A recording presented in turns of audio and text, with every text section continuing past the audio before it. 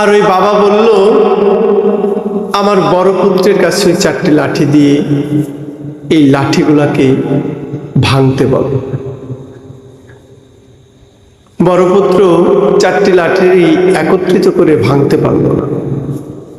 তার পরের পুত্রকে দিল, তার পরের পুত্র ভাঙতে পারল না। তার পরের পুত্রকে দিল, তার পরের পুত্র কিছু করতে পারল না। লাস্টে ছোট পুত্রকে দিয়ে বলল, বাবা এবার তুই এই লাঠি কটাকে ভেঙে দেখা। ছোট পুত্র বলল, বাবা সম্ভব নয়, এটা ভাঙা অসম্ভব। তখন বাবা বলল, ঠিক আছে, এখন এই 4টি লাঠি থেকে একটি লাঠিকে ভেঙে দেখা।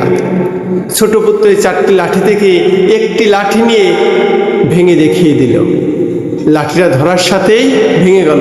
তখন বলল যে, দেখ পুত্ররা, আমি কেন এটি বলেছি জানিস? যখন তোরা 4টি পুত্র একসাথে থাকবি, তোদের ভিতরে 4-এর শক্তি থাকবে, সহজে তোদের কেউ কিছু করতে পারবে না। আর যখন তোরা 4টি ভাই আলাদা হয়ে যাবি, যখন একাকার হয়ে যাবি, তখন সহজেই ভেঙে যাবি।